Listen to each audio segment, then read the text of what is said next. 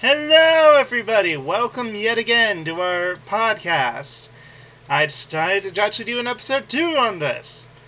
Isn't that great? Featuring Drunk Flautist. Yes!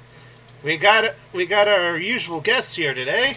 And again, she is here with some good opinions about, well, what we're talking about today. Which is the worst film ever. Also, we're going on a huge debate on technically what is the worst Disney film ever. So, we're going to be having a lot of fun here. I'm also going to be giving out some shout-outs from people that I've actually contacted and through DA and Facebook and Discord and all that other stuff. So, while I am promoting myself real quick, Flautist, would you like to give your first opinion on what the worst film you've ever seen is? Well, you see, for me, there's kind of a spectrum of bad movies. Like, there's movies that are bad because they're not told from the right perspective. I would say Greta is a movie that is bad because it wasn't told in the right perspective. Because it's a super cliche horror movie, but with women this time. And it could have actually been super cool and interesting if it had been from the roommate's perspective instead of the protagonist's. And then you have movies that are bad because the concept is bad, and I would say Cars 2 is one of those. That said, a bad concept is a very rare thing, and I don't think any concept is inherently bad enough to not be given a shot. So yes, that is my defense of Cars 2. You're welcome. Then there are movies that are just very mechanically bad. That's where you get your Rooms and your Birdemics and, your Manos, the Hands of Fates. I've actually seen that film, but only through, what's it called? Mystery Science Theater? Yes, I've actually seen the film, and I was just like, wow, so this is the film everyone says is the worst film ever. My favorite joke in that one is, and in its Spanish release, it was called Hands, Los Manos del Destino. As someone who somewhat knows Spanish, I understood I used the that. wrong gender for hands. I misgendered hands. That's where I am today. It's Las Manos del Destino. But, so, yeah. And then there is the movie that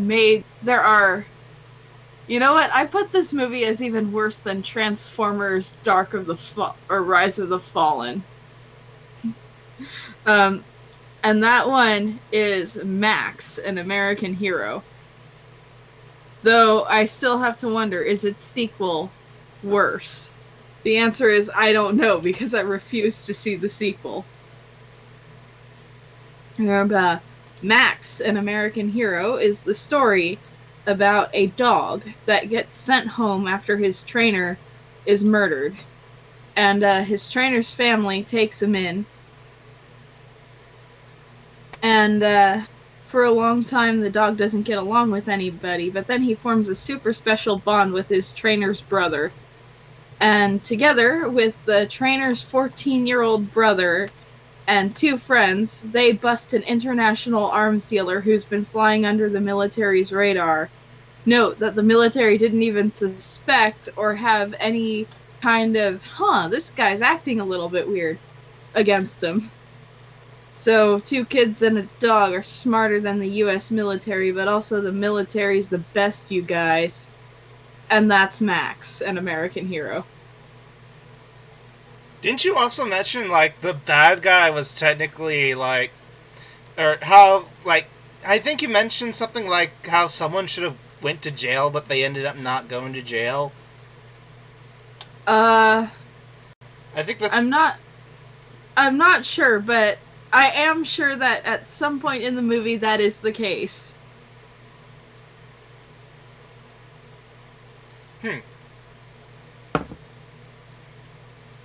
But just I don't know. If the movie had been a little bit more cynical in its message about the military, I could have forgiven it. Or if maybe the military was like, yeah, he's been acting weird, but we don't actually have enough evidence to do anything about it, then I could see it. Because then it's like they're not smart, their hands are just tied by things like the Geneva Convention. Or whatever. And I say or whatever because, it's not like movies care.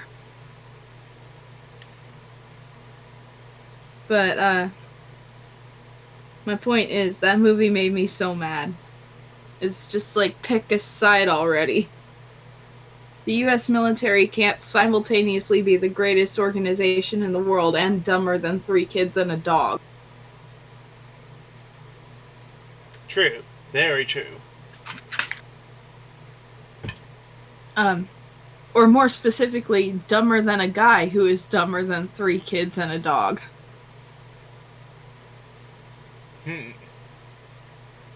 But, the movie that comes closest to that while being something that had an actual theatrical release is Transformers Revenge of the Fallen.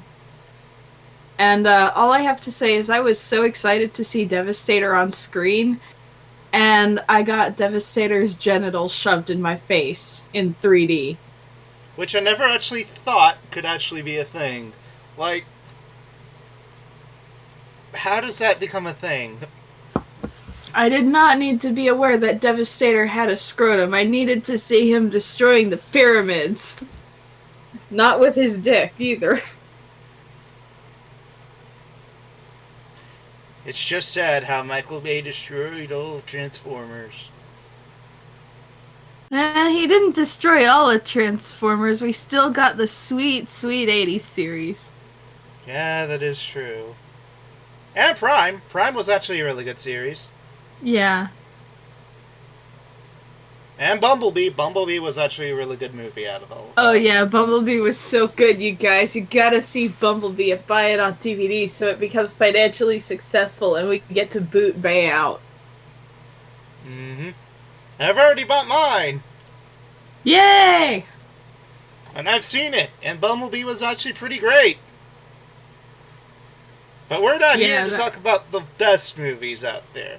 Although, technically, Bumblebee probably wouldn't be the best movie out there. If we were, these takes would be getting even hotter. We're talking about the worst movies, and I already got my nomination for the worst movie ever. So Jack what's and your Jill. Nomination? Oh, yeah, that's a... Oh, any Adam Sandler movie's gonna be a stinker. Oh, yeah. Usually it's any Adam Sandler film, but, like, Jack and Jill, however, that one hurt me the most. Like, there was a reason why it hurt me. Like, I had to, like, study this film, unfortunately. Yes, study it. It was for boy. It was for a, what's it called? I know it was for a class. Screenwriting. Yes, it was for screenwriting class. Hold on. Yikes. What screenwriting class makes you study Jack and fucking Jill? The one that asks you to write a report on the worst screenplay ever. And my group chose Jack and Jill. Personally, I would have chose Avatar The Last Airbender or not the series, mind you. Oh, the that reminds movie. me of that reminds me of another movie I really hated. Gangs of New York. Just fucking... Are we supposed to relate to Leonardo DiCaprio's character? Are we supposed to root for him? Because by about the midway point of the movie, the most interesting character was the super spy hooker. The movie should have been about her. Why was she relegated to bland love interest? I was rooting for her to get on that boat and leave his ass. Hold on, Aqua's asking to join, and I will add her. And... Oh, also, Ramirez. Is that Lion King 2019 or Lion King 1994? Oh, that is a good point. That is a good question to ask. I haven't seen Lion King 2019 to hate it enough. But I also refuse to give it money, so your girl gotta learn how to be a pirate, yar. Yar, diddly dee, being a pirate is alright to be. Do what you want, cause a pirate is free. You are a pirate. Aqua, I might have to turn you up. Yo ho, a pirate's life for me. Alright, I think we got you up now, Aqua. Okay. Hello. What's up now?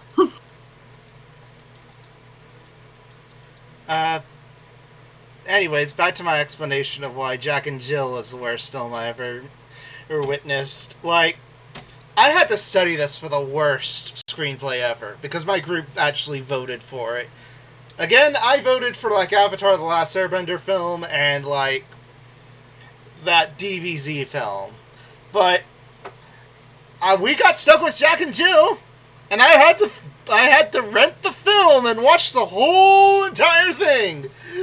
And never in my life have I ever been like, oh god, this is the worst thing I've ever seen. Because, like, oh my gosh, Jack and Jill was horrible. It was really horrible. Like, all the jokes are basically go down with, oh, look, it's me, Adam Sandler. I'm wearing the dress in this film. Look at me, my Jewish accent and such that I'm trying to force onto your throat, even though I'm supposed to make Jewish positivity. Adam Sandler, what are you doing? What are you even doing, Adam Sandler? I ask myself that every day of my life. Says Adam Sandler as he looks into the mirror.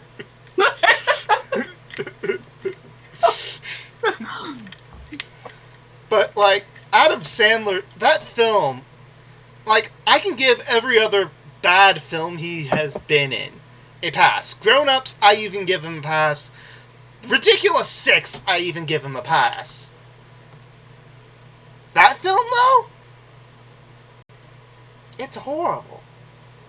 I agree with Doug Walker when he did that song. The cinematic slicing of your dick. That is exactly what this film is. What the hell? So, yeah, there's one film I will say that I hated. And so, Aqua, what movie do you hate the most? While we're getting on the hate train. I don't really know at the moment. I will say it's one movie that I do not want to see at all. It's definitely the Emoji Movie. It's just like the whole premise was like, "Are you?" I was like, "I am never seeing that." I think everyone can actually say that, like, the Emoji Movie is, like, the worst film ever. Yeah, my sister actually went to see it, and she agrees that it was horrible. I know several people that's seen that film. My mom watched that film on Netflix. Ouch. And she somehow enjoyed it. What? Yes. It's like a rip-off of Wreck-It Ralph, the Lego Movie, and Inside Out all wrapped all together. She also enjoys Jupiter Ascending and, like, Twilight, so... I mean, I can understand Twilight, at least. Twilight did have a fan base at one point. Twilight... once I matured past my ridiculous hate of Twilight, it's actually kind of funny as a comedy. Twilight isn't literature. You get that meme? I know that meme. I mean, like, it also does have some interesting concepts to it, and at least they actually cast Native American characters to play the Native American actors to play the Native American characters. Did I mention I'm drinking this stream? You're drunk? A little. I made myself a nice vodka daiquiri. Or not vodka, rum daiquiri. Well, that's funny. So, Flautus, any other films that you hate while I search for another film real quick? I don't know about films I hate, but I got 2 hot takes for films I absolutely love. Alright, then let's hear it. Okay, the first one's actually not that hot a take because everybody who likes the series loves it, but Invader Zim Enter the Florpus. That one Haven't was seen a that. good movie. It was so good, you guys.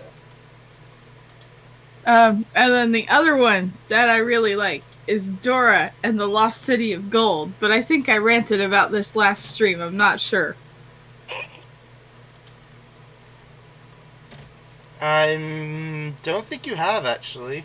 Maybe you did. It's just I can't remember it at the moment, but I It's don't so remember. good, you guys. It's so good. Just like I love how they made Dora as a teenager just optimistic and unashamedly herself.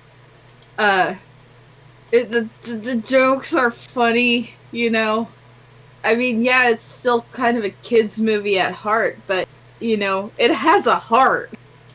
Unlike The Lion King 2019. Exactly! Again, that's the Uh, one film I will say is soulless.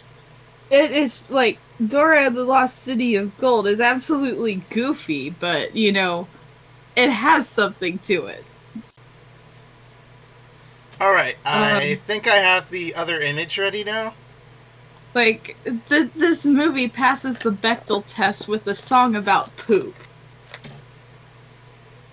Oh yeah, you did mention that last time.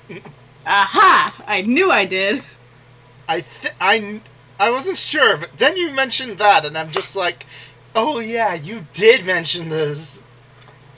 It's a good movie, you guys. You gotta see it. Alright, on to my next film that I was going to mention. Brightburn. I did not like Brightburn whatsoever. Yeah, I don't think I want to see it because it honestly sounds scary to me. Because I'm a wimp. Honestly, and I'm completely honest here when I say this, like, Brightburn, after watching the film, it made me feel disgusted. Like I actually just witnessed like a school shooting and such, disgusted. And that's basically what this story actually is. It feels like a dark, edgy fan fiction that like Joss Whedon threw up way to get all together for some reason, and involved Superman in it for some reason. Mm. And it's just like, okay, for one thing, there is some credit I will give it for. The effects, they work. The actors, they're amazing. They actually do make it look believable and such. But I think the one reason I hate this is because they perverted the idea of Superman way too much. And I was like, oh hey, they're gonna make Superman evil in this film. I wonder how it's gonna be. When I came out of that theater, I was just like, I didn't like that. I think if I don't think I'd ever be able to watch because I'd be too scared at some parts because I saw some news on there and I was like, I actually had to scroll down to the comments so I would avoid watching that one scene, like you know the guy in the car. Oh yeah, I know that scene. I know that scene. What you're talking about? Yeah. Mm-hmm. And Ramirez, I know you're basically saying no to this idea that you don't like me disliking Superman, and I'm sorry about that. I really am. It's just, I really don't like this film. I will admit, though, it was at least worth one watch, which is why I gave it like a 5 out of 10 at least. I give that film like a 5 out of 10. As for Jack and Jill, that film was a 1 out of 10. Oh, no, you're not saying that? Then what are you saying, Mr. Ramirez, if you don't mind me asking? Are you trying to tell me that Dora the Explorer and the Lost City of Gold isn't a good movie? I'm not exactly sure about that either, but... well, anyways, enough about me. Aqua, do you have any other worse films in your opinion? Like, Uh, have you actually seen a film that made you just say no, or just made you angry for no reason? you know what? I'm not so sure anymore. Maybe because I've been drinking a lot of Pepsi today, so maybe my mind's just all over the place. Or I just can't think of a movie I hate.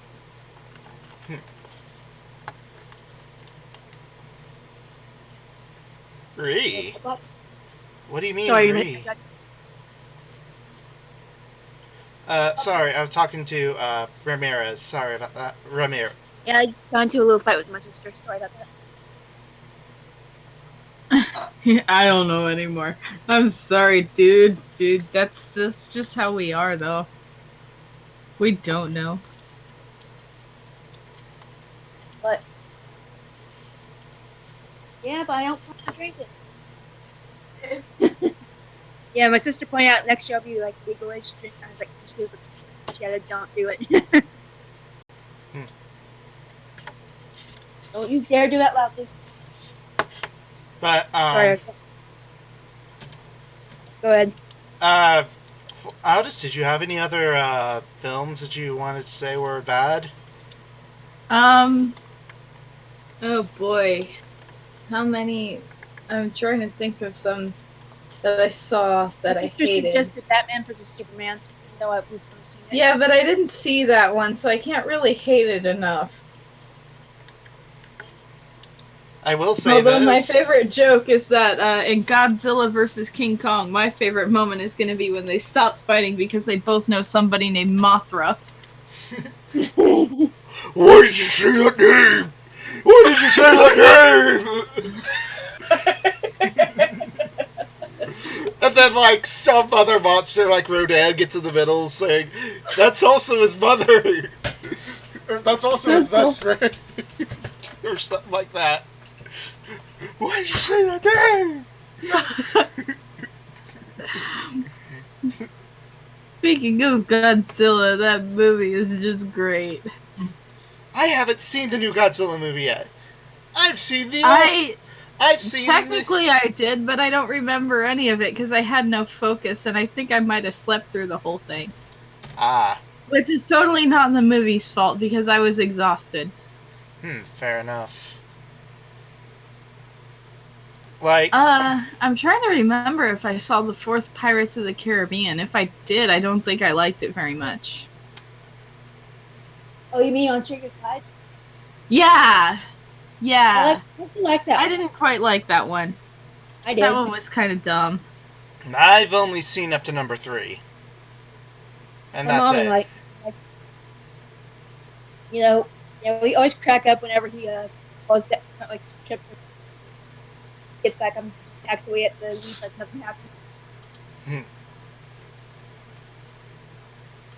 And then there's like actually I don't know what I was about to say, but want to go on to that next part of the section real quick? Yeah, sure. All right then. Time for the big question. The question I've actually set up for.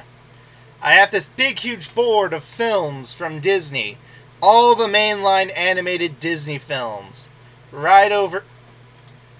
Hold on. I'm going to have to delete these two real quick. Remove, yes. Remove.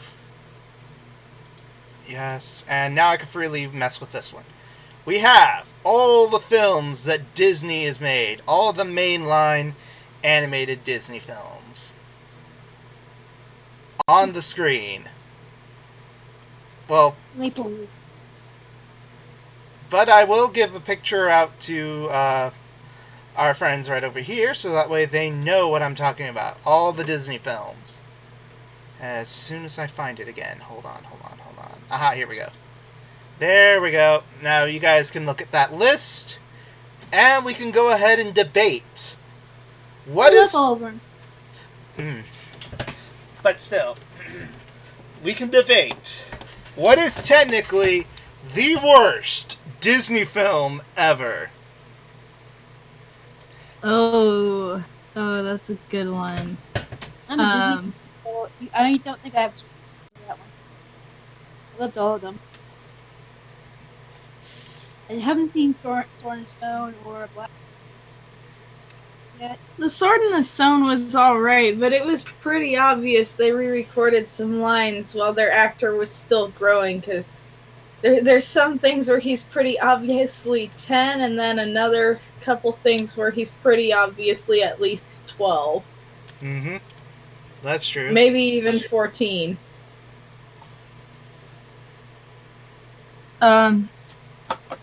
This is just like the first half of the list that I'm showing right now. Here's a big, huge list. I'm just There are no flaws in the Great Mouse Detective. I refuse to admit that. Oh yes, my brother actually loved that. My oldest brother loved that film.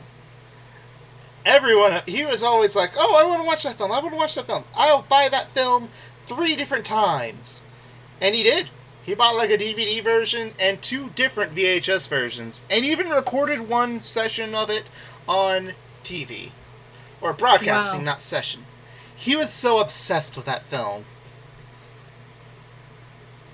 I mean, like, I don't blame him though. Great Mouse Detective is a good movie. That movie slaps. Pocahontas might, I don't know, like, on a historical level, yeah, I think that one's the worst one. Like, if we're talking about Disney movies that are supposed to be based in real history, Pocahontas is really, really bad. It is so bad from that perspective, but like also it's a serviceable movie if you divorce it from the fact that it was based on something John Smith wrote to puff himself up. Like, she totally wanted me to be her slave. She totally wanted me to be her slave, you guys. She was so into me because she'd never seen red hair before. Didn't the film portray him as blonde though? Yeah. Blonde eyes. Yeah. Blonde Oh, hair, yeah, blue the eyes. film portrayed him as a blonde-haired, blue-eyed, 6-foot-tall, handsome hunk of man meat, but in reality, he was like 5'0" with curly red hair and a beer gut. Jeez, I did not know that. Really, I just didn't pay attention to history. Just if you Google a portrait of John Smith, oh boy, are you in for some disappointment if you thought that's what he looked like. Aqua, do you have any opinions so far? Pocahontas was a great movie to me. Well, I liked all the Disney movies so far. So I practically grew up with most of them. Yeah, I grew up if with you those take films Pocahontas, if you take Pocahontas as, say, a face value fantasy movie that takes place somewhere that definitely isn't Earth, you know, then it's a pretty good movie. But, like, in real life, Pocahontas was 12. Oh, yeah, I remember that part. Excuse me. Sorry, I had a Pepsi. I mean, it's time to make everybody uncomfortable here. Mm-hmm. Yep. Anyways, going back to the chat real quick to see if anyone, no one commented yet. Thought someone would comment yet, but they didn't. Hold on. On to my opinion, though, or at least one of my opinions, one of the candidates of the worst Disney films that were made.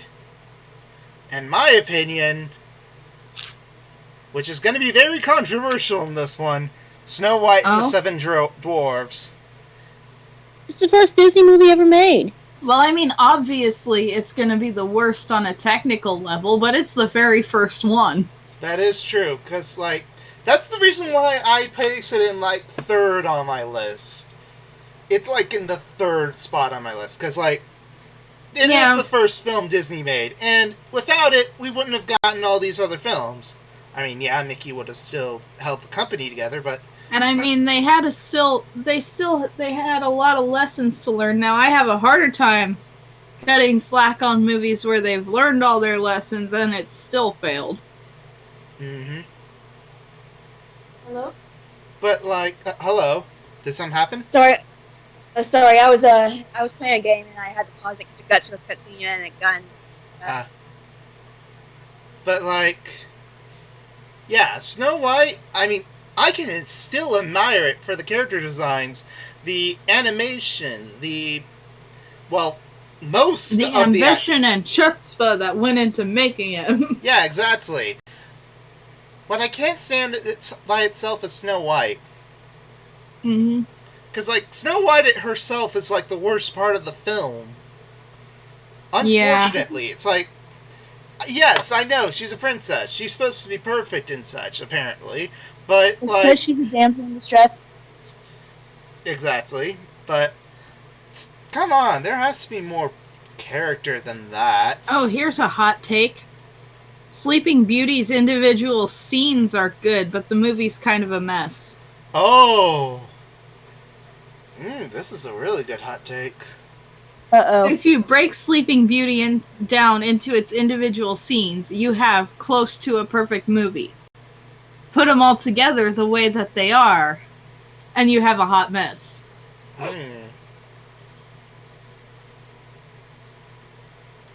I mean, you were saying, sorry, before I interrupted. I love Prince Philip. This guy who's just like, but father, I can marry whoever I want. It's the 14th century. Mm.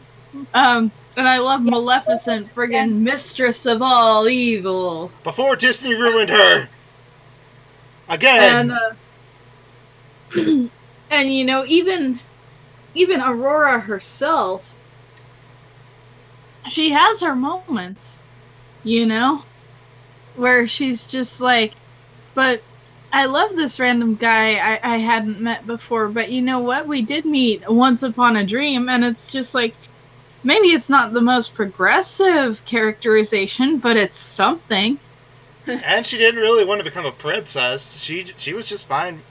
She was fine being a peasant. Yeah, you know? she was fine being a peasant. She was like, but I don't want to be a princess. I want to marry this guy I met in the woods like 2 seconds ago.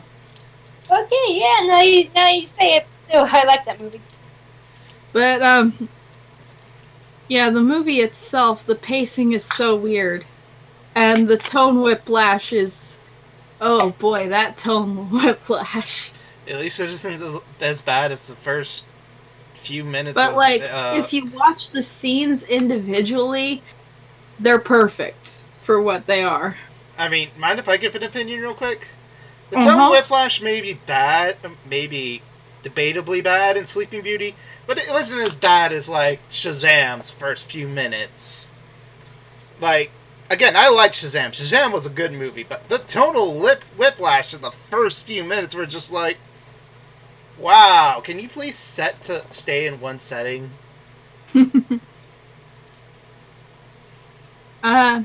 Okay, I think I figured out which one of these is gonna be the worst. Oh. The original Rescuers. And that's just because you have included the Rescuers Down Under on this list. Well, the original Rescuers are on this list. They're in the Dark Ages, you know, the Bronze Age. Yeah.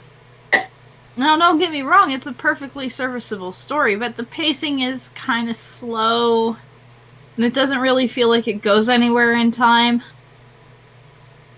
And it feels like it wastes a lot of time with things that don't really show much more of the characters, or the setting, or advance the plot.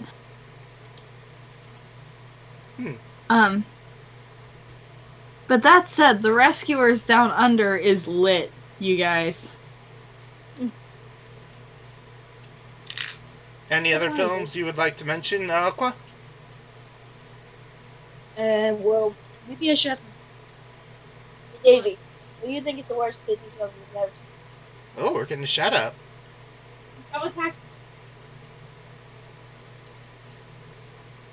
My sister don't know.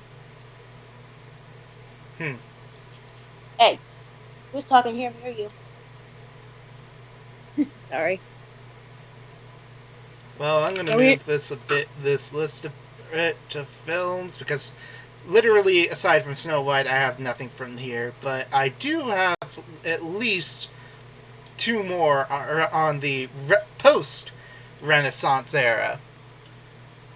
And those... Yeah, by the way, you were saying? By the way, sorry if you heard me arguing. I said, talking here, me or you? I was talking to her. Ah. Yeah, that was just me going back and forth at her. So, first things first, screw Fantasia 2000. Oh. Alright then, let's hear this opinion. Just this. One of the things that was so fun about the original Fantasia was the space in between the songs where they explained their creative process and everything.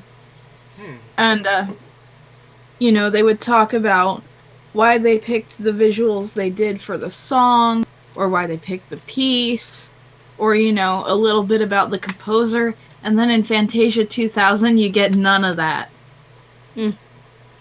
That is true, yes. Now, that said, if you skip the space in between the songs, then you have perfectly serviceable film. But, oh boy, the space in between the songs. Like, if you skip the space in between the songs, you lose the pacing, you effectively end up binging on these symphonies, and then it doesn't stick with you as well. But, so yeah. Fantasia 2000 is not good. Alright. I think I'm gonna take I'm gonna talk about the first bad film from this era of Disney, and that is definitely Home on the Range. Is it because it has Roseanne Barr in it? No, I don't even care about Roseanne. Okay. I'll admit, Home on the Range was a dumb movie. Like, and I mean, if you got rid of Fantasia 2000, Home on the Range would be next on my list of movies that are bad. Like, Home on the Range, it's like, you have all these other films that, like Lilo and Stitch, Atlantis, and Treasure Planet, that took about, like, a serious turn. Especially when it comes to, like, social stuff and all this other stuff. You have Emperor's New Groove, which at least from a film point was actually a good comedy. Like, I love Emperor's New Groove. Mm-hmm. Like, I liked Adventure. I mean, I know everybody has the same comment. Kronk and Yzma make the movie. That is true. Well, that was my Bring It On part. But as you were saying. Oh, I was just talking about, like, it's still even if you cut out Kronk and Yzma, you'd have a mediocre film. Kronk and Yzma are just what take it over the top. And even then, you have films like Brother Bear or Dinosaur, which were at least a bit experimental of what they wanted to be. Like, they weren't completely sure what they wanted to be, but they were like, we're gonna try anyways. I actually would love to see the version of Dinosaur they were originally going to make, which was a silent film. Like, not a silent film, but no dialogue. But Home on the Range? They take out... It's like they neutered all the mature stuff that Disney had to offer. And just turned it into, like, a small kids' cartoon. Like, something you'd see in, like, PBS, Disney Junior, anything that's for, like, kids and such, but without anything of value. Home on the Range was just dumb. It's like, I see your point. It's like, hey, this film's for kids, so let's go over the top and make it a little kids film. I will admit I do have a slight soft spot for Home on the Range because it holds a special place in my childhood. But I will admit, on a technical level, it's worse than Chicken Little. That said, I hate Chicken Little more. Oh yes, I think everyone hates Chicken Little a bit more. Cause like, let me finish off. Let me say this last thing about Home on the Range though. Home on the Range is technically responsible for killing Disney's film animation department. What? It was? Oh yeah, their traditional animation department. Yeah. I mean, we still got two more, like Princess and the Frog and Winnie the Pooh, but that was about it. But Home on the Range killed all hopes of us ever receiving a traditional 2D animated, hand-drawn Disney film ever again. That said, though, like, almost everything else in that column is amazing. Because, like, you have Treasure Planet, Dinosaur, Brother Bear, The Emperor's New Groove, Atlantis, Lilo and Stitch, and Meet the Robinsons. But back on that rant on Chicken Little. Like, everyone and their mother, all online reviewers, ranging from Mr. Enter to Nostalgia Critic to, I don't know, there's probably another one, like Rebel Taxi or something like that.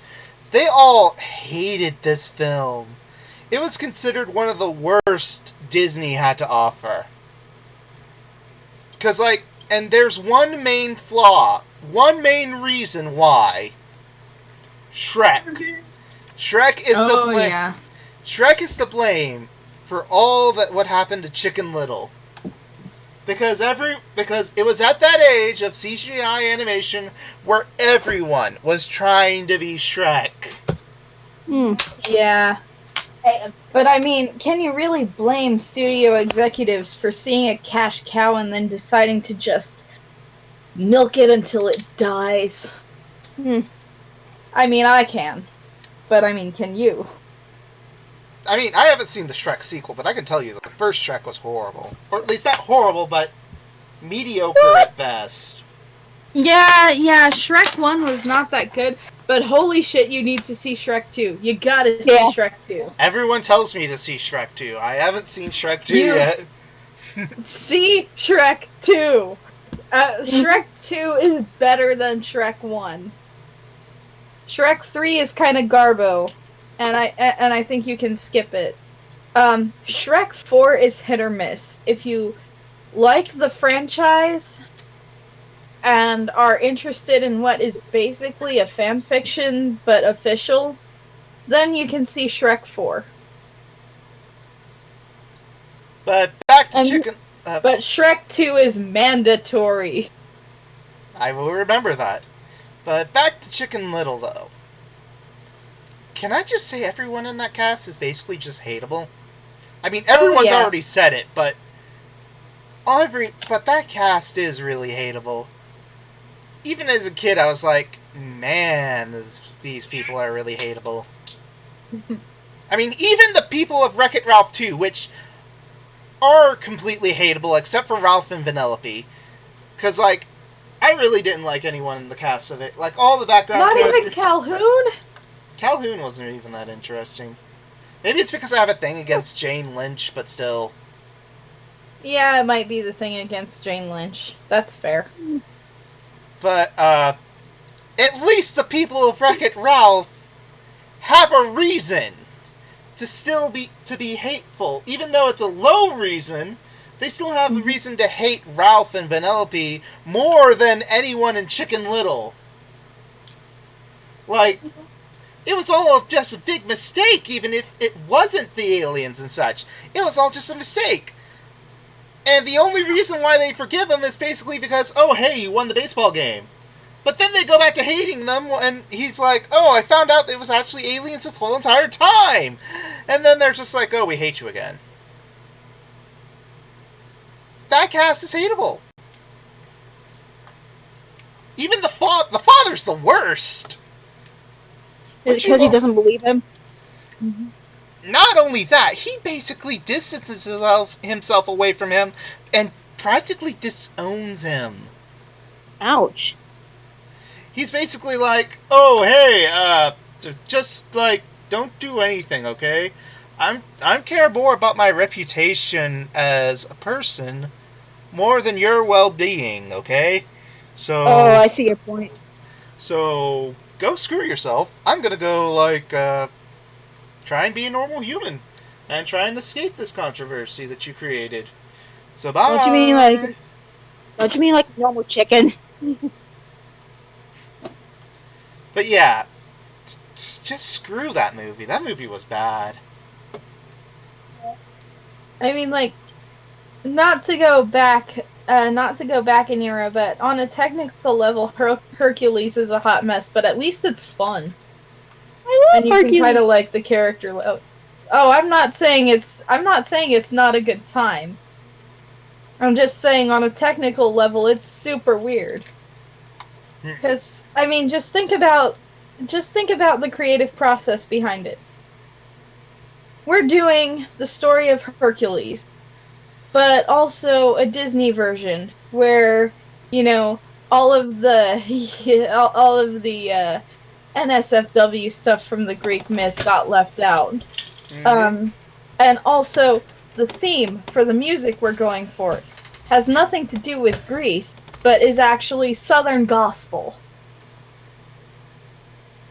The art style is based off the guys from The Wall. You know, that Pink Floyd movie. And oh yeah, and the culture is gonna be 20th century. Las Vegas. You know, because reasons. And you know what? I think it came together to be a good time, but it's still a hot mess. I'd consider it a deep. I don't know. I don't see why people say that movie is underrated. Because, like, whenever I hear people actually talk about that film, they always are like, hey, this film is underrated. Nothing will ever be as underrated as Hunchback.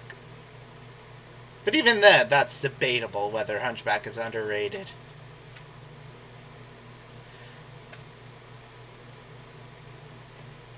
And I can honestly say I have nothing to hate on the new era whatsoever of Disney. So nothing like Bolt, Princess and the Frog, Tangled, Winnie the Pooh, Wreck-It Ralph, Frozen, Big Hero 6, Zootopia. I actually think most of the new era is actually pretty solid. You know, even Frozen's a good movie. It's just a little overplayed. So what? Yep. Mm-hmm. Yep. That is true. And a lot overmarketed. But we all know, rule number 1, always hate the advertising departments before you go shitting on the properties. I will say this, though. I still hate that snowman. Frozen does... yeah, Olaf is kind of annoying. But... And, I mean, I guess to some people, the whole Hans thing doesn't really make sense. And I wish the stranglehold the marketing team has on the creative team would kind of, die so that we can have an explanation for why Hans was like that. My personal theory that I love is that when the trolls said get the fiancé out of the way, they evilified him, and the real Hans is actually still stuck in his own mind. Like, why am I doing this? Honestly, the trolls were possibly the worst part of that film as well. Like, I mean, yeah, it would give you a reason to make the annoying characters the villains. Just do it, though. that love song was horrible. And it was a waste of time. But, like, yeah, as I was saying, I think nothing from the new era has actually irked me of it at all. I mean, I have still yet to see actually Winnie the Pooh or the new Winnie the Pooh animated film. And, what's it called? Wreck-It Ralph 2. I haven't seen that one either. Nor have I actually seen Frozen. Well, Frozen 2 isn't even out yet. I don't know what I'm even saying. So I can't really give an opinion on that. But all those other films are pretty good. Wouldn't you agree? Mm-hmm.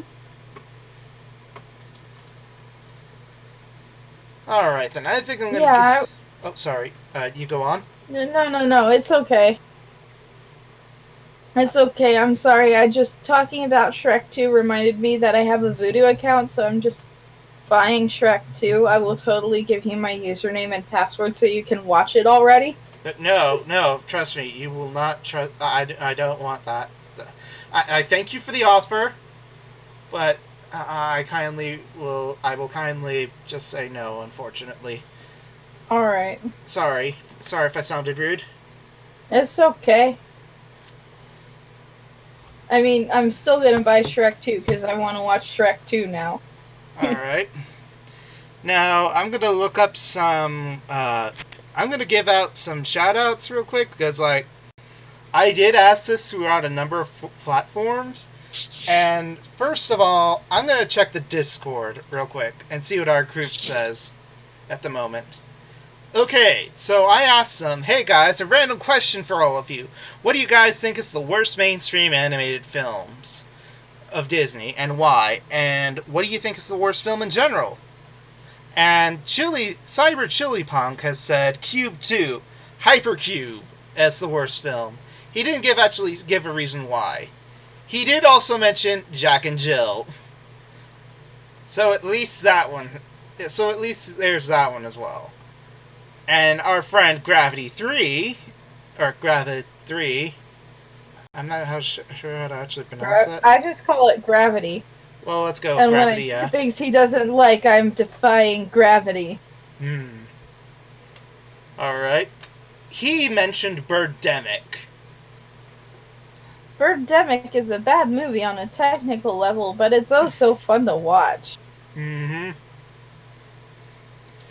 Wire hangers is a good weapon defense against kamikaze birds, I guess. But, I also asked this to my Facebook group, and I will actually see what they have to say. Hold on a second. I have to look it up real quick. But in the meantime, I will look it up on DeviantArt real quick, because I did actually ask this question on DeviantArt as well. And on DeviantArt, from FujiB13, she says, I remember as a kid that I hated looking at Beauty and the Beast: The Enchanted Christmas, as it was the first cheery, colorful... It was at first all cheery, colorful, and all... It quickly became dark. Also, the scenes with the main villain, Maestro, always made me uneasy in how realistic he looked within all the animated environment and characters. I must have made a few nightmares just because of that movie. So it was my last pick when it came to listen to Disney movies. If I had to listen to it, I would quick as the final scene with Maestro would begin. And the other, I looked on YouTube for a second scene. I'm messing up on my reading. Wow. I mean, I know she isn't really the best in English, but I do understand her, though. But she basically said Beauty and the Beast: The Enchanted Christmas. Sorry about messing up your words, so FujiB13. And now on to Facebook. Bunny Simmons says, if we count Pixar, Finding Dory is pretty bad. If not, I'm sure Disney has a lot of good movies. Worst movie ever seen, though, is Meet the Spartans or Alien vs. Predator 2. Hey guys, I think I'm gonna go and get off the chat right now. So game. Plus, I can't think of any I hate. Alright then. Sorry I couldn't contribute to this. It's okay. We hope you have a good night, Aqua. Yep, you too. Alright then, so...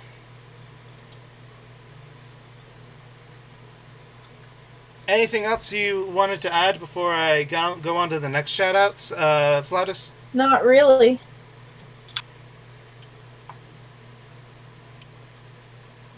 Well, anyways, I also asked this question to /co of 4chan, and so I will add that link right over here onto the chat, the YouTube chat, mind you. I don't recommend browsing 4chan, though. That's one thing I will say. Never browse it. But I will add this one link for you guys, at least. And so far, someone said Chicken Little thread.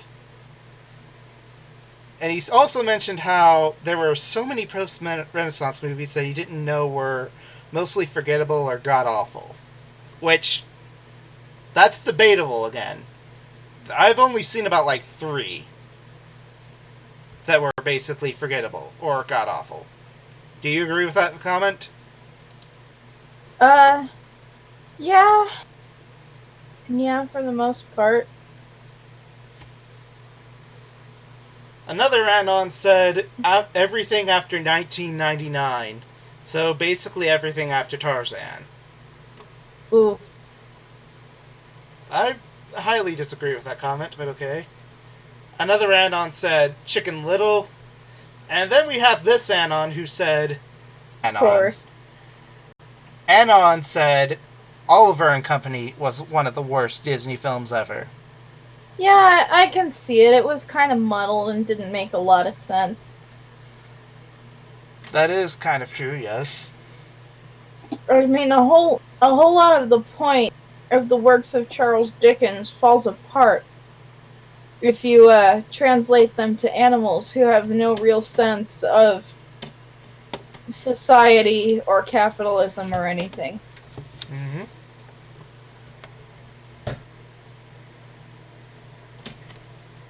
But other Anons are basically saying, really, you have bad taste about if you say it's Oliver and Company. Mm-hmm.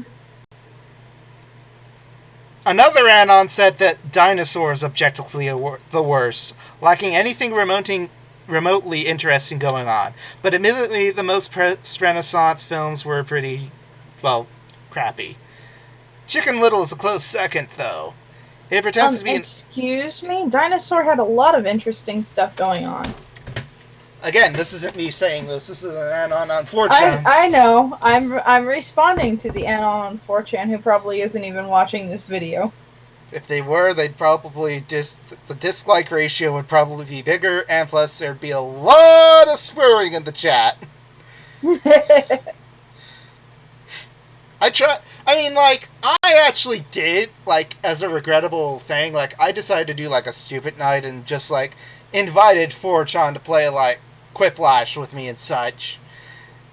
And they were just, all their answers were basically just Nazi quotes and such, to gas something and such. That's basically what it was. Yeah, that's why you can't really invite 4chan to do anything. Yes, I'm calling you out, 4chan. I mean, 4chan does actually done some good stuff, but you also gotta... But all that good stuff is weighed by all the bad stuff they actually done. Yeah. Don't get me wrong, I am for any website that is as fundamentally anonymous as 4chan existing. But also, come on, you guys. You have this anonymous site where you can choose to be anything in the world and you choose to be fucking Nazis. Well, not all of them are Nazis. Most of those came from, /poll and such. I'm aware. But, But still, my point still stands. Hmm. It's still an anonymous forum where you can choose to be anything. The same Anon who said that Dinosaur was bad also said his hot take would basically be Big Hero 6. It's a really bad Marvel movie and such. Then that was thrown to, Disney animations.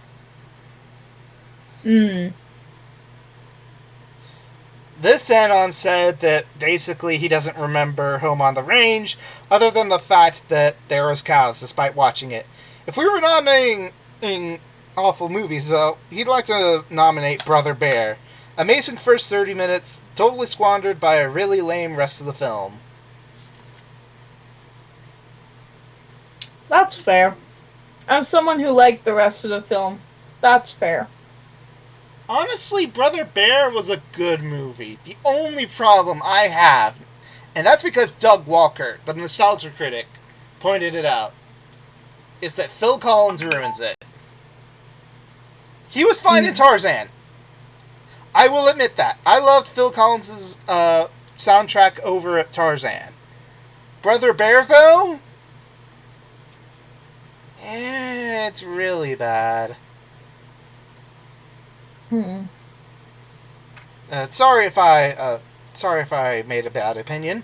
Hold on, I am getting a call. I will be right back. In the meantime, would you mind entertaining the guest? Alrighty, so let's see. I'm gonna Google a list of worst movies ever.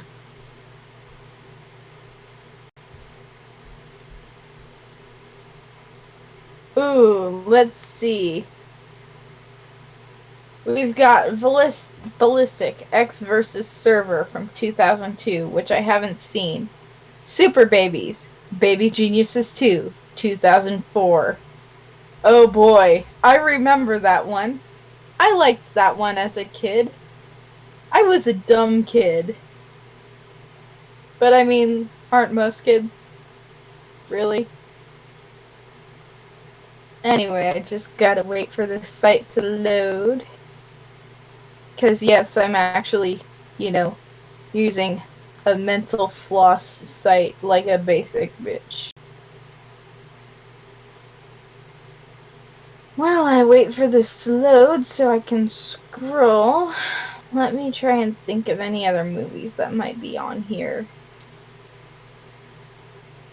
The problem is, I know I'm drunk on here, but, I'm a happy drunk, so all I can think of are movies I really enjoy. And that makes this very hard. Is there anybody in the comments?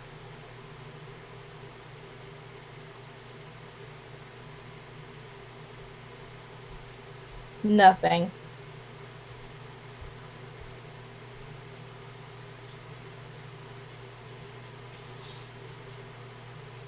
Do.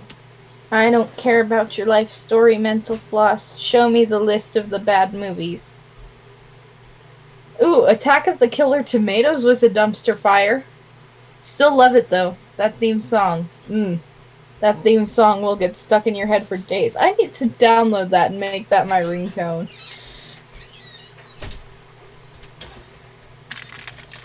Just Attack of the Killer Tomatoes. It's worth taking a look at. Oh, so we're talking about tomatoes, the Killer Tomatoes now? Oh, I was just going through. I was trying to think of bad movies because my problem is I'm a happy drunk, so all I can think of are movies I enjoyed.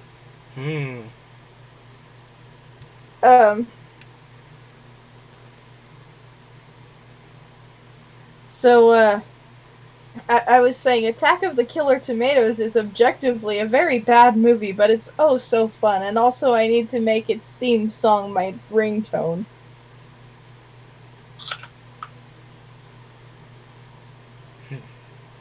Have you heard the Attack of the Killer Tomatoes theme song? Yes, I have. You shared it to me. Okay. Ooh, this list says Jaws the Revenge is pretty bad. Oh, where are you finding these on? I'm on mentalfloss.com. Ah. Like a basic bitch. Mind if you link that up to me so that I may link it here? Sending it over. Sorry if I'm being rude. You're not. 5. Bucky Larson, Born to be a Star. I've seen a review from that. That is an Adam Sandler movie. Oh gosh, it's an Adam Sandler movie. I think Adam Sandler co-wrote and produced this totally misguided comedy, in air quotes, about a buck-toothed grocery bagger from Iowa who, upon discovering that his ultra-conservative parents were two of the 70s biggest porn stars, decides to head to Hollywood and attempt to follow in their footsteps. There's just one very, small problem. Bucky is not very well endowed. Ultimately, he manages to use this shortcoming to his advantage. I remember hearing a review about this. Mac and me's on here. Oh yeah, there's a reason why it's on here. Go watch the Gauntlets. Oh yeah, I saw Mystery Science Theater 3000. Yeah. The only good thing you could say about that film is that the person that was playing the kid in the wheelchair was actually a wheelchair-bound kid.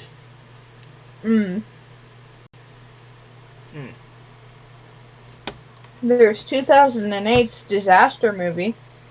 Oh yeah, people also talked about that one. Mind if I go back to getting the shoutouts here on the... Going back to shoutouts? Sorry if I'm being rude. You're not being rude. Alright, back to the shoutouts here. Someone said 1997 to 2007 was a really good time for Disney. Hercules, Mulan, Treasure Planet, Tarzan, Emperor's New Groove, Atlantis, Milo, Meet the Robinsons, and probably his favorite time. Well, that doesn't really go with the question, but you know what? That's a good positive message. I think we need a good positive message here from that website, at least. This anon said, anything that came out between Lilo and Stitch and Princess and the Frog is the most generic, soulless, garbage writing on the coattails of DreamWorks and Blue Skies. The Black Cauldron is flawed, but interesting to look at the mess. I don't think you can really call the packaged films of the 40s, Make My Music, Fun and Fancy Free, legitimate films in their own right, and the segments are hit and miss. So basically he was talking about the wartime eras, like Fun and Fancy Free, Melody Time, all that other stuff. But a lot of people were saying that or at least one anon point out, has anyone ever actually seen Meet the Robinsons? I have. I love that movie. I see it every time it's on Netflix. That movie was good. I don't see why it gets hate. Maybe it's because it came after Chicken Little. That's my theory, though. Like, after Chicken Little, people were just like, nah, we don't want to see another Disney CGI film. Oh, the last movie on this list is Saving Christmas. Oh, is that the one I saw that movie. Was that the one starring... It was bad, but like... I know his name. It's not Kurt Cobain. Kirk Cameron? Yes, that guy! That guy, I've heard how bad the film was. It was basically this guy randomly invading homes, wrecking, like, Christmas trees or something like that. That's what I've heard, and basically telling them, hey, Christmas is not about this. It's actually about Christianity and such. That might not be the film I saw. I think we're thinking of two different films. Like, again, this is from what I've heard. There might be... we might have... But, like... I've only heard about this film, not actually seen it. So... Like, the one I saw, like, my family, they buy it, but, like, when I was seeing it, I was like, this is kind of bland and forgettable and mostly non sequitur. Mm-hmm. And that was back when I was a conservative. Oh, so long ago. Not really. How long ago were we talking about? I didn't start becoming centrist and then liberal until like 2015. Ah. So I was in college.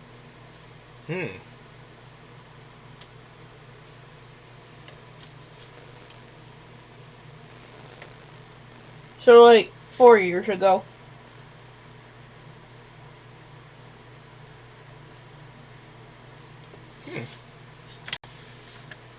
So, anyways, that's all the shout-outs we have. So, let's see. What do we do? Wikipedia has a list of films considered the worst. Ooh, is it a list of films that were basically, given Razzies and such? Oh, it's beyond that. Like, this goes back to the 30s. The 30s? Oh my gosh. So, in the 1930s... the nominees are Maniac, 1934, and Reefer Madness, 1936. Okay, I've only seen Reefer Madness from, like, Nostalgia Critic, and that's about it. So, I have an idea of what that film is, and that film is basically, hey, pot is evil. Don't do it. Don't let your kids get near it. What was the other film? Maniac? Yeah. What was that film about? Let me check. It was also known as Sex Maniac, is an exploitation/horror film directed by Dwayne Esper. The story is a loose adaptation of the Edgar Allan Poe story The Black Cat, and follows a vaudeville impersonator who becomes an assistant to a mad scientist. Danny Peary believes The Maniac is the worst film ever made. Charlie Jane Anders of Gawker Media's IO9 described it as possibly the worst movie in history. Rotten Tomatoes placed Maniac on their list of movies so bad they're unmissable. The Italian Vanity Fair included the film on their list of the 20 worst movies ever, and is featured in the official Razzie Movie Guide. Wow. In the 1940s, your two nominees are No Orchids for Miss Blandish, 1948. Ooh, they're both from 1948. Oh. This first film, a British gangster film adapted from the 1939 novel by James Hadley Chase, received a very hostile reception from the press. This was mainly due to the film's high, for the time, level of sexual and violent content, but also because its attempt to portray Americans using a largely British cast, including an early role for Sid James, was seen as unconvincing. The British Film Journal Monthly Film Bulletin called it the most sickening exhibition of brutality, perversion, sex, and sadism ever to be shown on a cinema screen. Oh boy, could these people not wait for Clockwork Orange? Most likely. Mind sending this They, list over to the Wikipedia list over to the chat, so that way I may put it in this chat. Thank you. Sorry about that. let's see.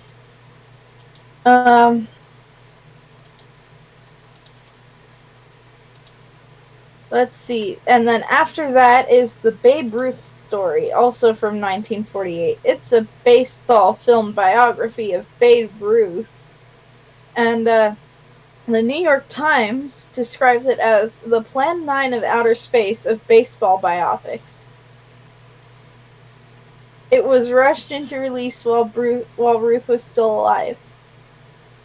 Oh boy.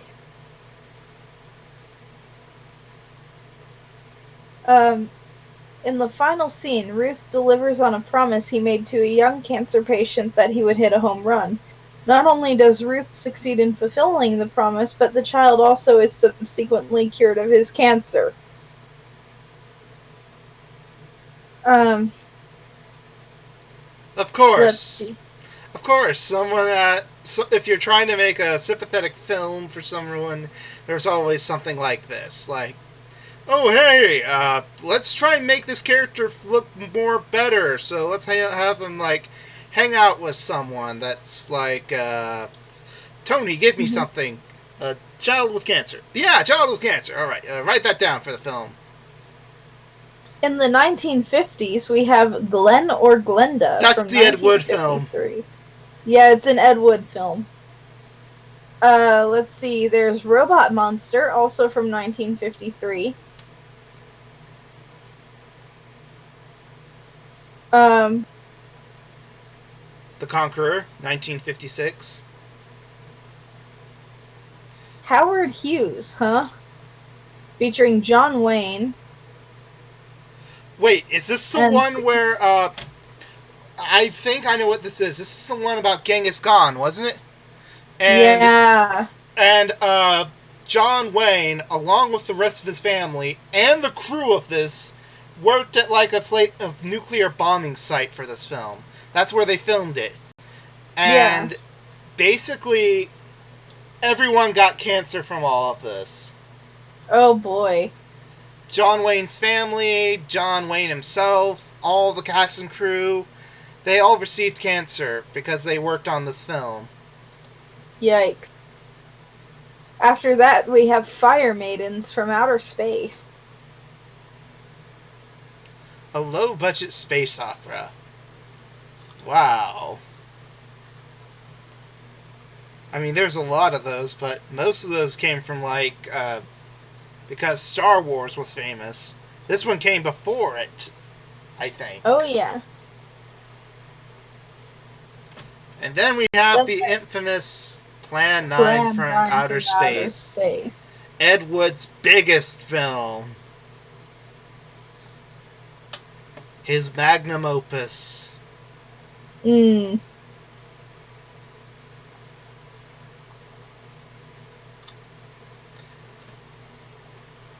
So, you ready for the 1960s? was anybody. We have the... But we've got The Beast of Yucca Flats from 1961.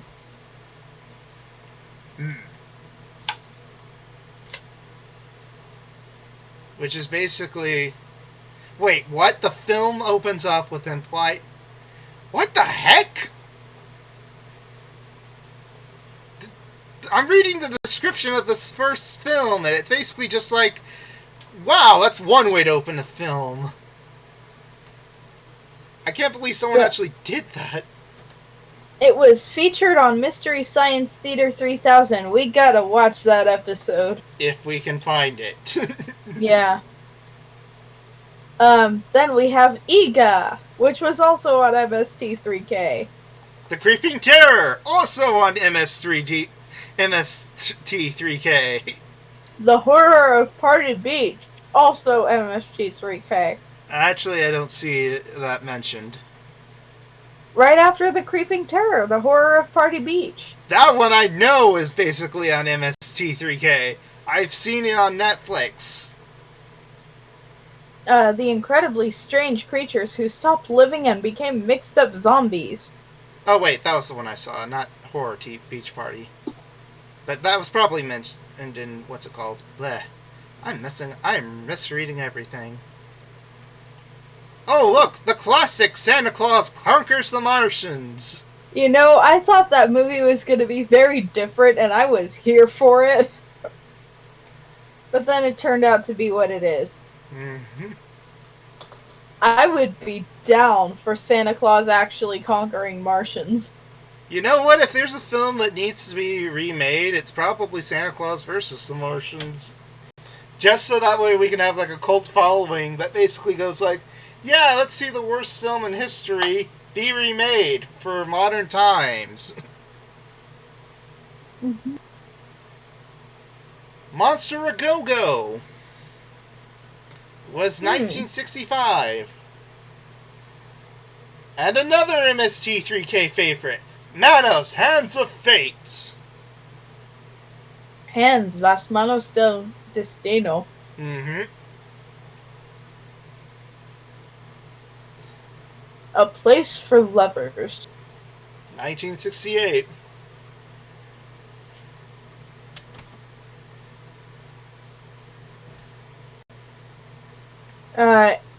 Are we ready for the 70s? I mean, was anybody... Again, the 70s... the 70s were a little bit calmer than the 60s, but not much.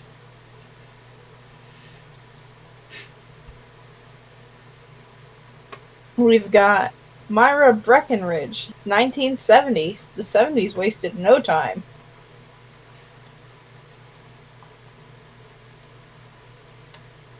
Alright, then we have Zat. Zat. 1971, huh? I'm trying to find out how to actually pronounce it. Zat. Zat. Zot. Was also known under various titles, including Hydra, Attack of the Swamp Creatures, Legend of the Zot Monster, The Blood Waters of Dr. Z. The name in which the lampooned on Mystery Science Theater 3000. A Nazi mad scientist who injects himself with a formula that turns him into a mutated catfish. And then we have an American hippie in Israel. 1972. Encountering menacing mimes along the way, huh? A menacing mime. Unless they're like the Joker or something like that, I don't really see how a mime can really be menacing. I mean, then again, the mime from Miraculous Ladybug. Ooh, that was a pretty interesting mime. I've only seen about like a few episodes of that still. And of course, who could forget Mr. Mime? If you that is he true. marries your mom. That is true, yes. That's a very menacing mime. Yes. I still can I just still say I really didn't expect them to light Mr. Mime on fire with gasoline. Oh gosh, I remember that scene now. I did not expect the movie to go there. I need to buy this film again. Or, not I again, but have I it. need to buy it in general. I have it on Vudu, so Alright. What's next on this list? ooh, Bat Pussy. A loose spoof of Batman 1966 television film, cited as one of the earliest examples of a pornographic parody film. Wow. So that just happened. Possessing no credits or copyright information, there is no known record of this movie's existence prior to the mid-1990s, where it was discovered in the storeroom of an adult movie theater in Memphis, Tennessee. Oh, could you imagine if they put that on the Welcome to Memphis billboard? Wow.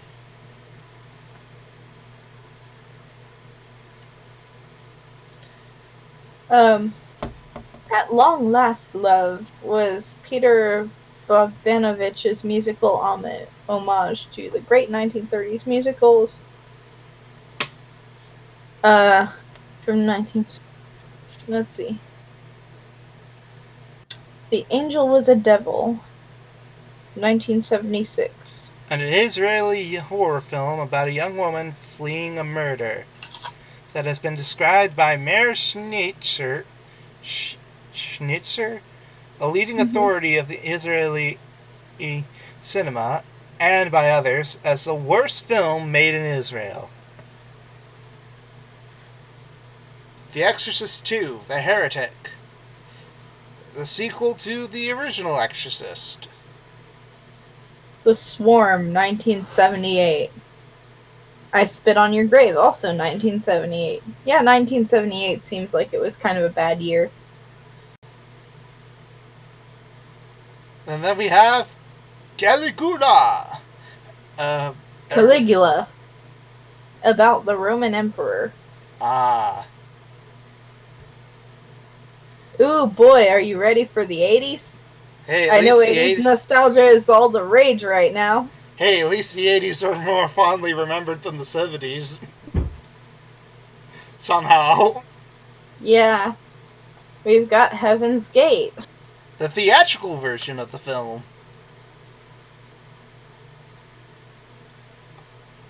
And one of the first films to receive a Razzie, apparently. Or one of the... Or at least for a worst director, anyways. Ishan, which did actually win a Razzie for the worst film ever. Yeah. Tarzan, the Ape Man. Ooh, Mommy Dearest, another Razzie winner. Mm-hmm. This one, all known for basically saying, oh, it's a drama. Oh, wait, no, it's meant to be a comedy. No, it's an adaptation for a book. No, wait, Yeah. the book was the first, and then it was drama, and then it was comedy. Ooh, The Man Who Saved the World is a Turkish science fiction adventure. It is notorious for illegally using footage from well-known science fiction films and shows, most notably Star Wars. Wait a minute, is this Turkish Star Wars? Basically. Along with stealing the music score from films such as Moonraker and Raiders of the Lost Ark. The film is also criticized for its nonsensical plot, badly written dialogue, and crude special effects.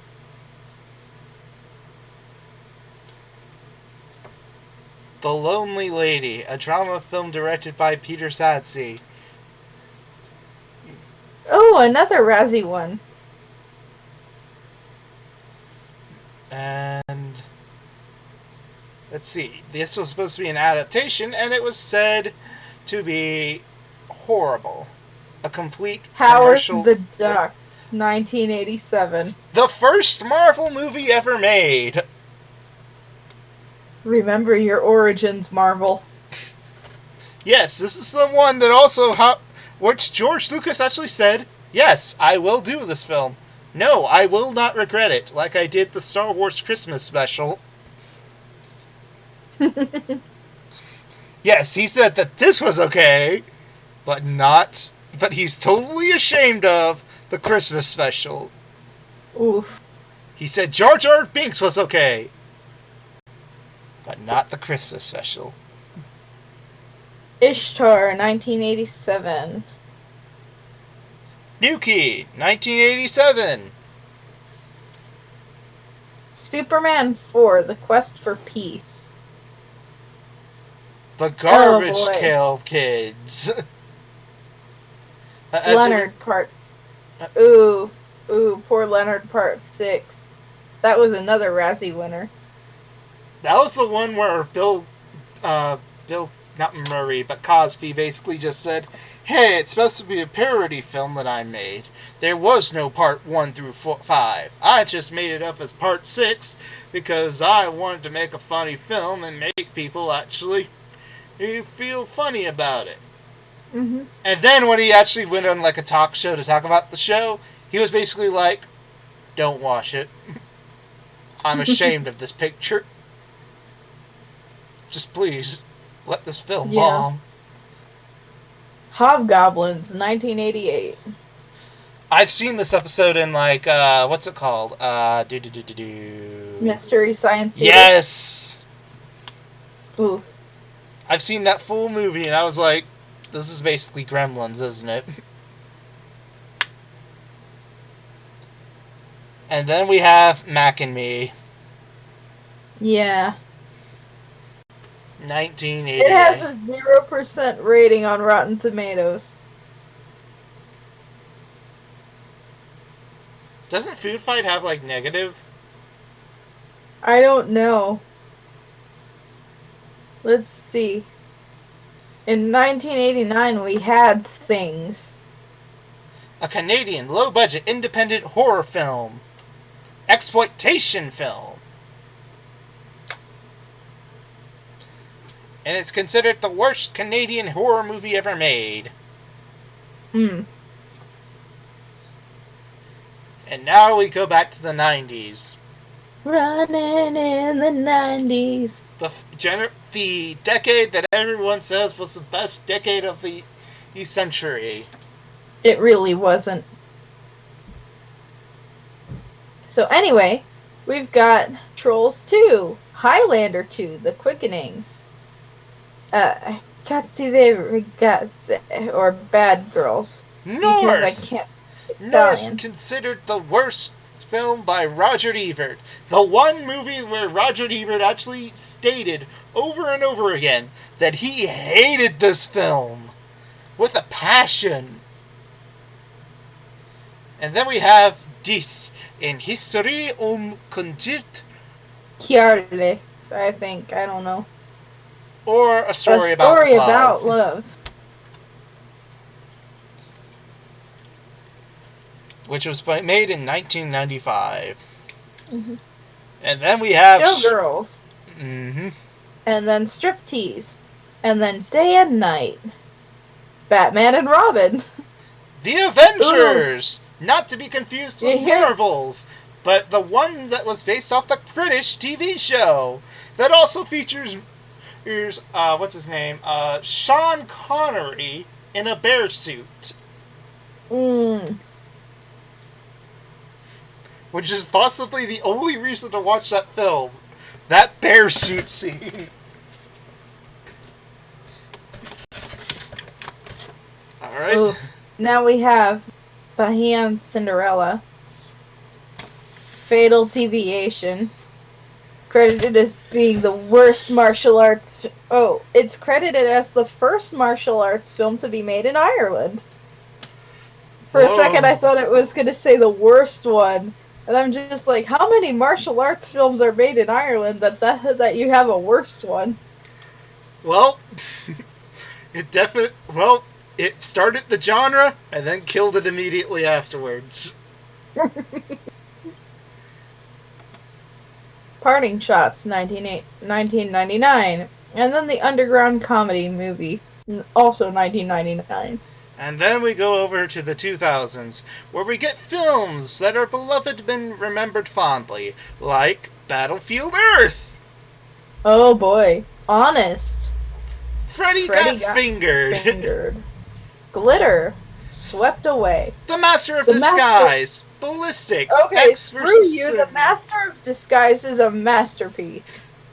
Okay, I will admit that Master of Disguise is funny, but I can understand the criticisms on it, though. Oh, yeah. I'm being sarcastic, of course. The Master of Disguise is so dumb and bad.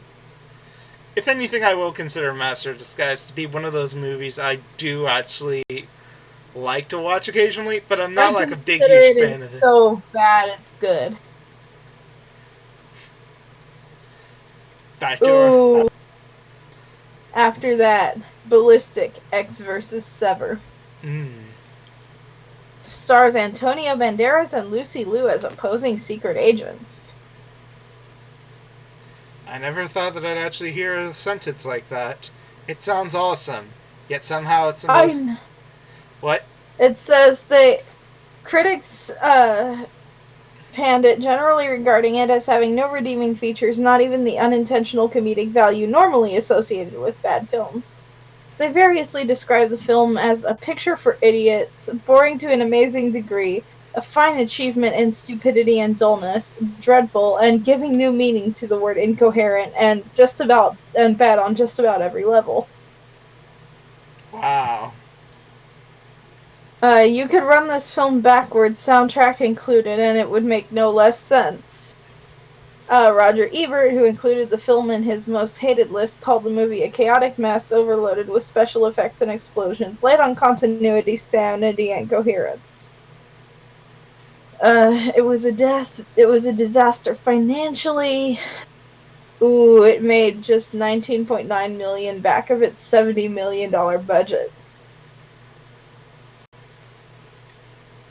And then we have films called Ben and Arthur, which is a romantic drama film about a titular gay couple who come into conflict with Arthur's religious brother. Which apparently somehow made it in the Mystery Science Theater 3000. Huh. Wait, it is so painfully bad that it wouldn't even make good fodder for Mystery Science Theater 3000. Ah. I read that wrong then. From Justin to Kelly. A romantic musical. Okay then, I guess.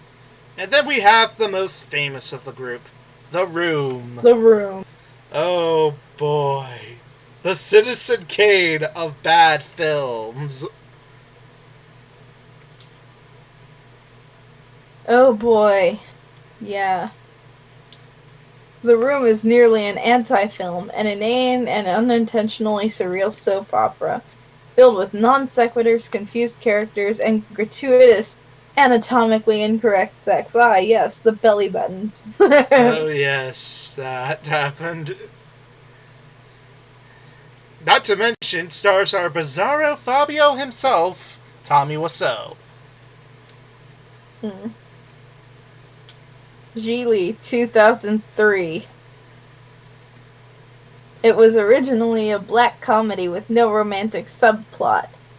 However, the producers demanded script rewrites throughout filming, hoping to cash in on the Lopez-Affleck romance. That was big news in celebrity-watching publications of the time. The film cost $54 million to make, but grossed only $6 million.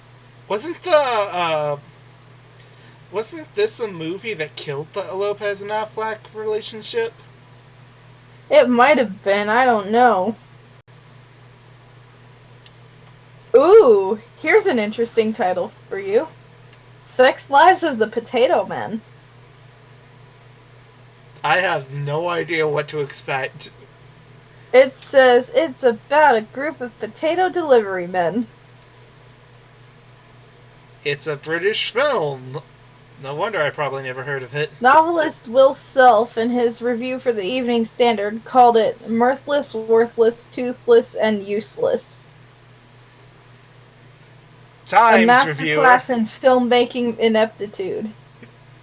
It was so awful it left me slack-jawed in disbelief. It must be one of the worst British comedies.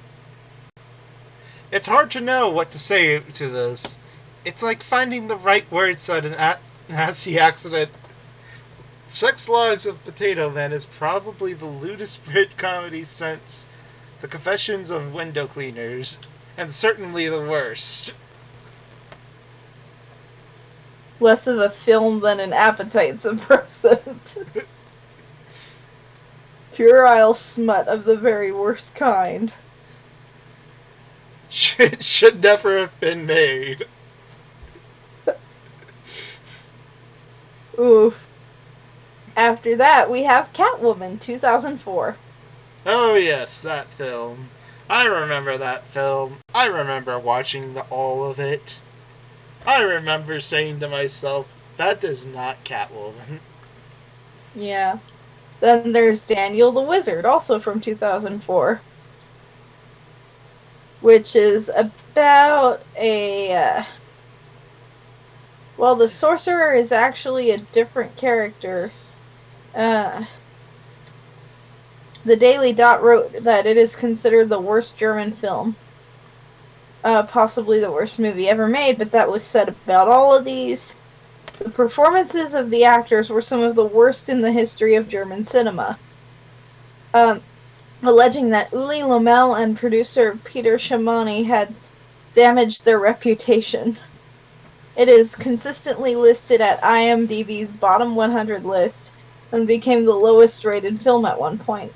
Total Film listed it as the third worst film of all time after Super Babies, Baby Geniuses 2, and Titanic, The Legend Goes On. And then we have the Super Babies, Baby Geniuses 2.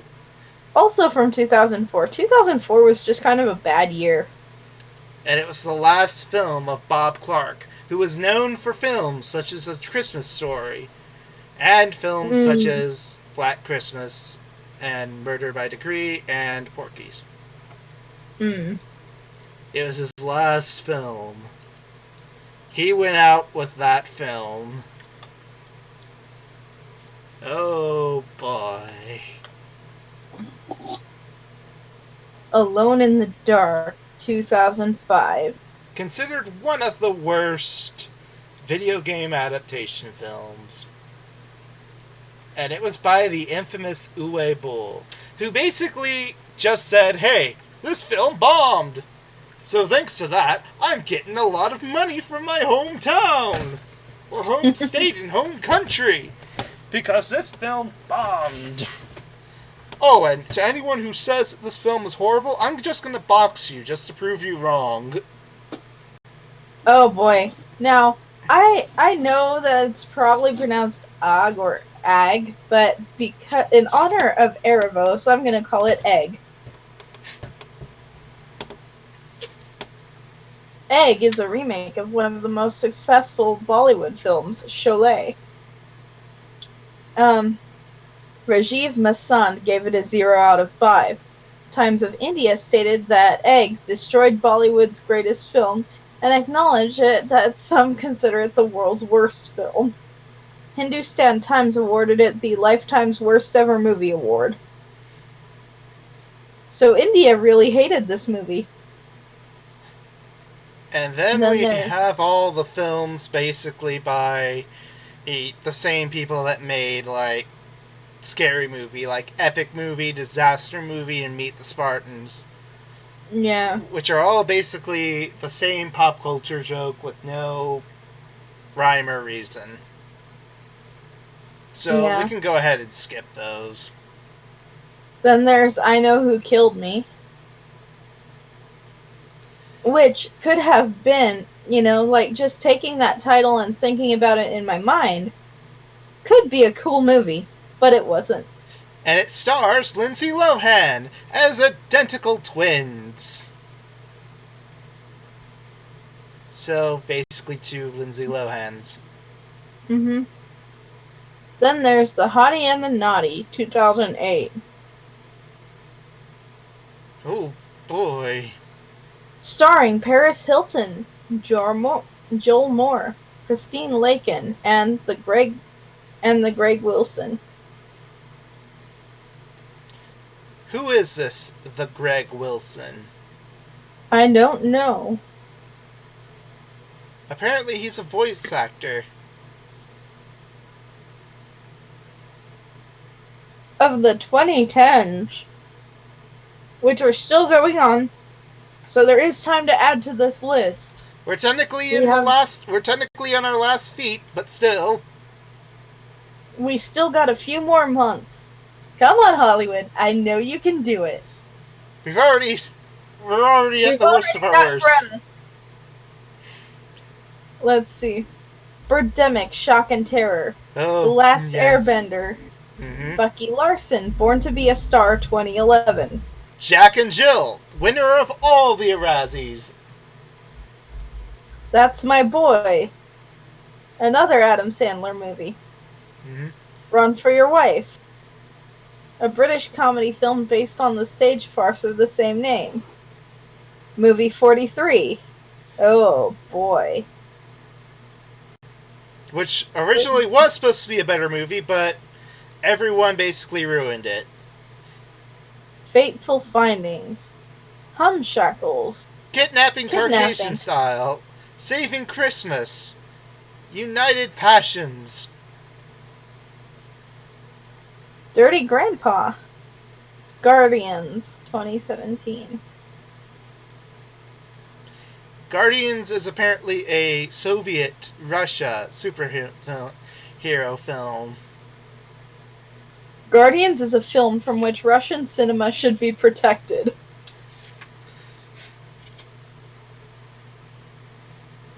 It's like a film that was worse than you can... It's like a sequel to Plan 9 from Outer Space, filmed by Uwe Boll, with the screenplay by Tommy Wiseau and him in the lead role. Dang. Ooh, listen to this. Rossi Gazzetta commented that let's see. Medusa compared the film's director, Sarik Andersian, to Plan 9 from Outer Space's director, Ed Wood, and said that Guardians is a convincing answer to the eternal question of why we can never catch up with Hollywood, even in our own box office. Wow. Afisha said it was the Russian answer to Howard the Duck. Wow. Evie Incorporated commented that a more talentless film is hard to imagine. Wow. Well, oh boy. It's around 11 now, so I think we can go ahead and... The Cinema Foundation of Russia, which provided part of the budget, sued the company and demanded a return on the investment. Wow. That's... How do you do that? I don't know, but they did it. So, it's around 11. We've done nearly 2 hours. I think it's about time we can actually call it a night. But before we do, we're going to ask you one question. I'll post this in the chat and everything, so that way we can actually get to it. But I will ask you this one question. Alright. And this is for our next stream. What is something that makes you mad? What grinds your gears? What's like the thing that you say, you know what's bullshit? That's the kind of stuff we want to find out. And just for a preview for next time, I'm going to say the difference between men's and women's flannels. Alright then. I will not elaborate anymore. If you want to elaborate, or if you want me to elaborate, you'll have to tune in next week. Haha. If we actually do it at the same day as usual, because, again, these are usually in random days. Last time we had it on Thursday.